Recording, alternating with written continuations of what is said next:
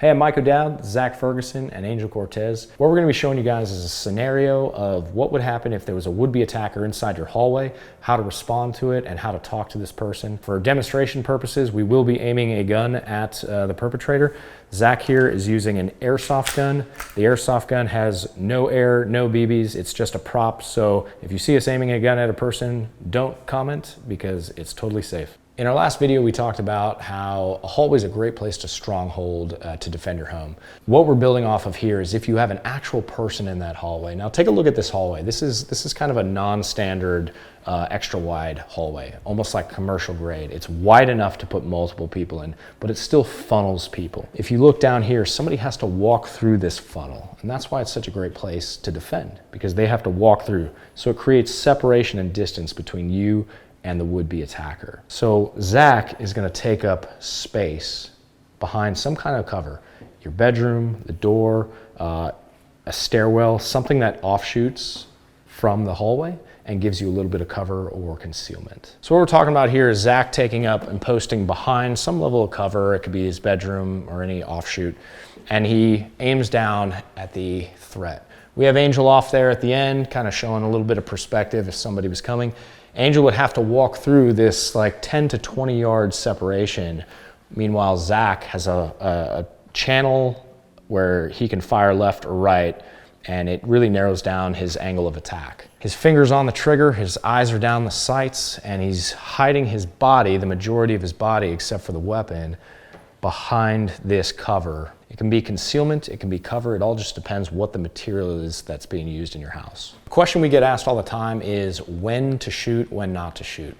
And that's a really personal question. It's when do you feel threatened enough to have to take a shot? It's not about when you're able to, it's not about when you're allowed to. The law is the law. There's like a moral code. What can you sleep with at night knowing you did the right thing? So it's all about how afraid are you for your life. So for instance, if Zach's posted up here, Angel starts walking towards him. Right about now, if he started shooting, maybe legally it could be justified or not justified. I'm not a lawyer, I'm not giving out legal advice.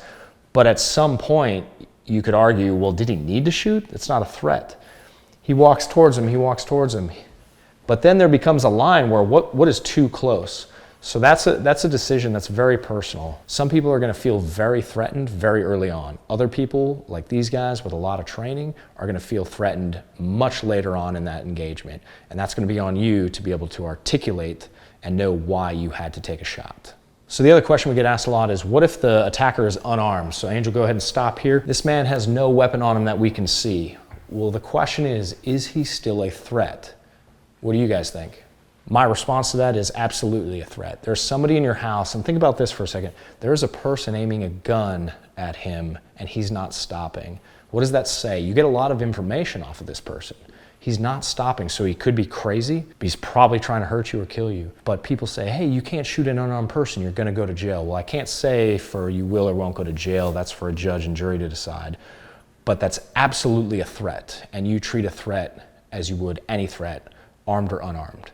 Now, there are options for non-lethal use of force, muzzle striking, there's options of fighting, but when you have the gun out, you don't really want to get into that. You also don't want to wound. So when Zach aims out, he doesn't want to aim at the legs of somebody and try to wound them. He wants to take that person down. So these are all considerations you guys have to think about when you're defending your own home, especially in a situation like this in a hallway where there's a lot of distance. Something super important to note on a muzzle strike is that's for not only trained people, but you do have high risk of getting the gun taken away. Anytime you have a gun and you let somebody in your proximity, you have the chance of going into a hand-to-hand fight, and you don't really want that. So the other thing you can use besides shooting is something we all forget about, and that's our voice, our commands. So let's talk about that for a second. Hey, I'm pausing the video right now to let you know about a free giveaway that USCCA has going on right now. Check out the link below for all the details, and let's get back to the video. What we tend to see a lot of at our schoolhouse is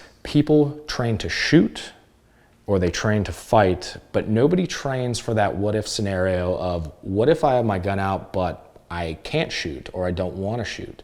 So talking is something that a lot of people don't train.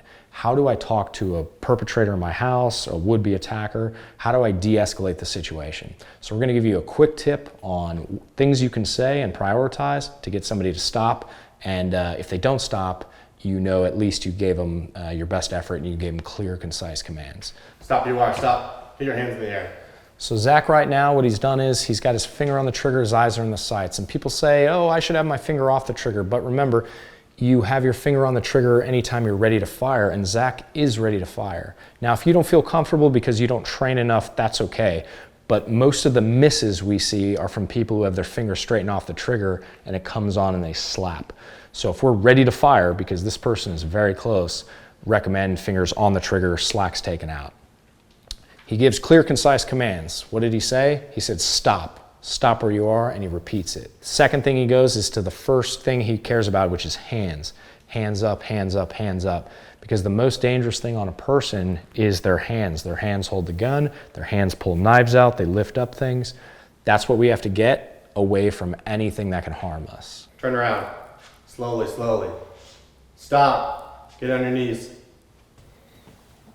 All right, so what Zach just did was he had the person's hands neutralized in a place where he knows he's not going to go for a gun or a weapon, or at least he has time to react.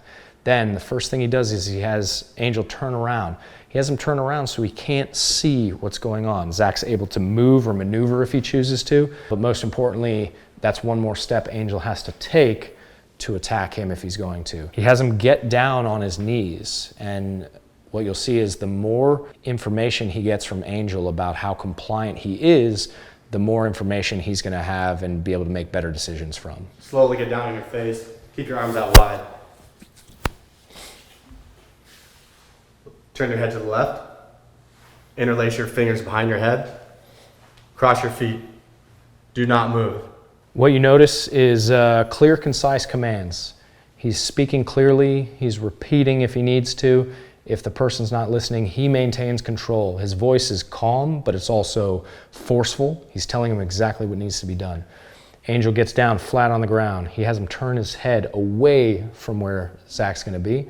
Angel has to interlace his fingers behind his head. It can also be done behind his back. It doesn't matter, but by interlacing his fingers, that's one more thing he has to do to react. So at this point, Angel's been neutralized to the point where you really can't get him to be any more compliant. He's done everything you've asked of him. At that point, you saw Zach come over to me because he's moving from the place that he once was talking, so that if Angel were to get up and attack, he would be thinking the last known point, Zach was over there. Something to remember is, what is your job? If you're law enforcement already watching this, your job can then be to arrest this person. But for the most of us who aren't in law enforcement, this part can be ego-driven, and it shouldn't be. What should you be doing? Well, at this point, Zach should be calling 911. So he picks out his phone and he uses the cover of the wall and he calls 911.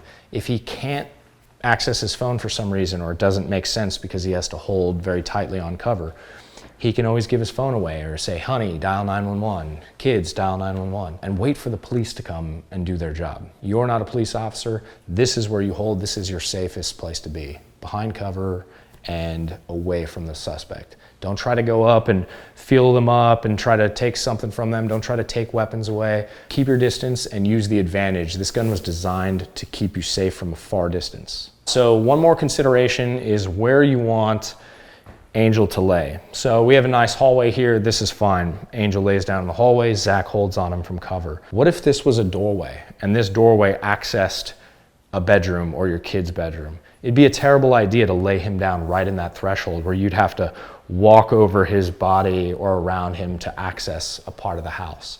So keeping in mind, when you get somebody down on their knees, down on their ground, laying on their belly, it should be in a place you want.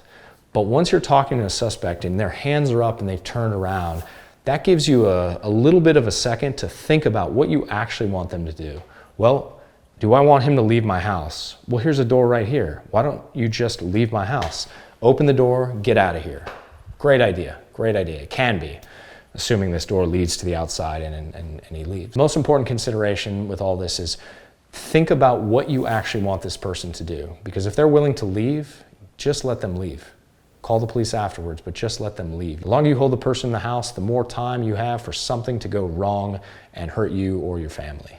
The last consideration we want to talk about is the trajectory of your rounds and the target and what's beyond your target. Zach is over here. He's got nice clear cover, concealment from his wall, and he has his threat angel down at the end of the hall. Well, if Zach takes the shot now, it may be a safe shot. But that's something you have to understand in your own home is what angles could be safe and could be unsafe. Potentially, right behind Angel could be your kid's bedroom. It could be where your grandma sleeps. These are things you have to think about. So there's potential when Zach holds down the hallway, his plan might be to come to this side and lock down his bedroom. However, he might have to think about what's going on over here, and in the event he has to shift, this might not be a viable defensive platform. So when your family's creating the emergency action plan, what you're going to do in case of something like this, you don't just factor in where you're going to stronghold, you also have to factor in where those rounds are going to go. Zach holds here and he decides, you know what, actually these rounds would impact in my kid's bedroom or someplace where I don't want them to go. He may have to adjust this action plan to maybe be on this side of the hallway. So no matter what plan you guys choose, make sure you train, because that's how we move forward and that's how we progress. So we hope this made sense to you. There's a lot of information out there on this kind of stuff, and there's a lot of varying opinions. This is just one way to do things. Hope you guys took something away from it. Any questions you have, throw them down in the comment section. As well, if there's any things we missed or things you'd like us to discuss, go ahead and reach out to us directly. Also, make sure you hit that subscribe button and stay tuned for more content coming from us. Hey, before you go, make sure you check out the free giveaway that USCCA has going on right now. The link is below in the description where you can get all the details on how you can enter.